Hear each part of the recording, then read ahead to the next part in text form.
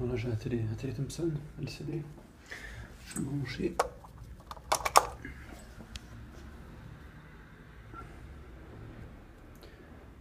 Voilà, donc il s'allume pas. Plutôt il s'allume, mais après une longue période, après 3/4 d'heure, 1 heure, il décide de s'allumer quand même. Après il fonctionne. Alors là je vais voir, peut-être il va quand même ça.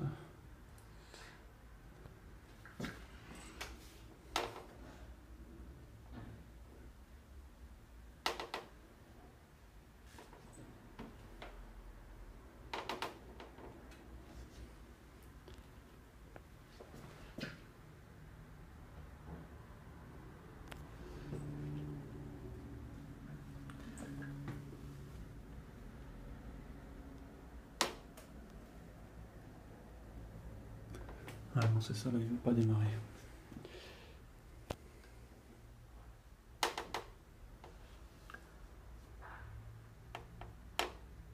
On va le voir qui clignote, mais il va pas plus loin. Bon, il démarrera sûrement au bout de quelques minutes. Donc ça c'est typique, hein, c'est un problème de chimique encore une fois. C'est un télé qui a quelques années déjà. Et là j'ai une bonne surprise en retournant. En fait là on a l'emplacement de la carte d'alim qui est ici. Et la carte main est ici. Et comme on voit c'est délimité là. Et elle est vis tout autour en fait. Et donc du coup c'est un télé qui est vraiment fait pour être dépanné. Enfin tous les télés sont faits pour être dépannés, mais sur celui-là c'est plus simple étant donné qu'on n'a pas besoin d'enlever le capot arrière. On a besoin d'enlever tout le capot arrière. Ça s'ouvre ici comme une trappe. Et ça s'ouvre ensuite comme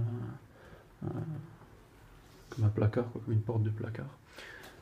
Je vais couper et puis je vais montrer ça. Ça c'est intéressant. C'est plutôt bien fait de la part de Thomson. Bon, maintenant je sais qu'ils font même plus ça. Sur les télé LED, on ne retrouve pas ça. Sur les télé LED Thomson, j'en ai fait un il y a quelques semaines et il n'y avait pas ça. Mais sur les anciens modèles, bon, a priori c'est fait comme ça.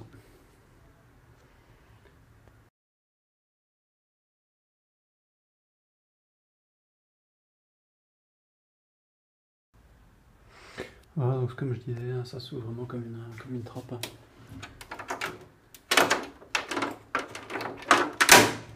Il faut forcer un petit peu, mais voilà. Bon, c'est plutôt pratique, quoi. Puis pour l'autre derrière, c'est pareil. Ensuite, il suffit simplement d'enlever les vis qui sont là. Voilà. Donc pour ce qui est des chimiques, là on voit bien que celui-là est gonflé. Celui à côté aussi. Et celui-là. Alors c'est un... Bon, de toute façon je vais couper et puis... On va voir ce qu'il en est plus loin. Là, je vais te sortir les trois chimiques là qui étaient HS. Voilà, ils sont là.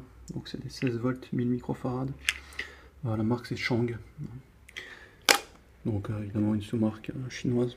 J'ai vérifié les autres là. Donc au niveau des chimiques, il y a du EPCOS. Donc EPCOS TDK. Donc c'est une bonne marque.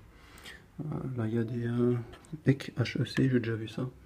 Je sais pas exactement ce que ça vaut, mais ici en l'occurrence, ils sont toujours bons. Et puis là il y a une autre marque avec un nom bizarre. Nen Shekon. Ouais, Nen Shekon. C'est bizarre, je connais Nichicon, mais Nen Shekon je connais pas.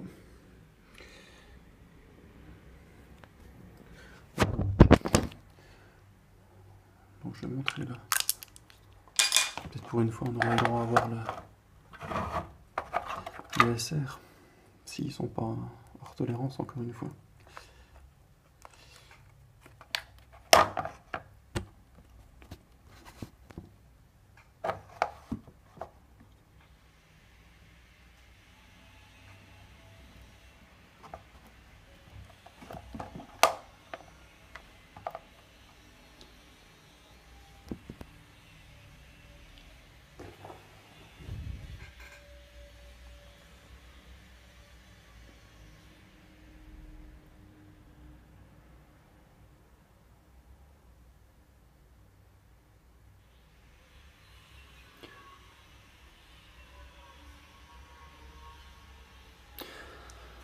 Ouais, évidemment ça passe pas, tout à l'heure ça passait. Enfin c'était juste après les avoir dessoudés.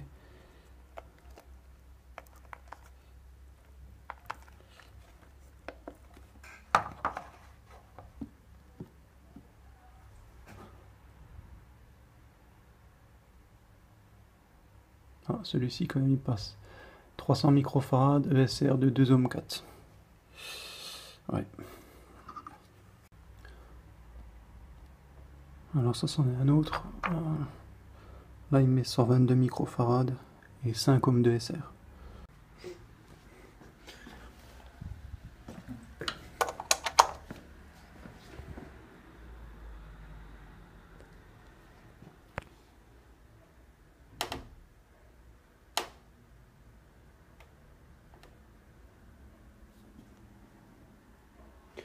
Voilà. Impeccable.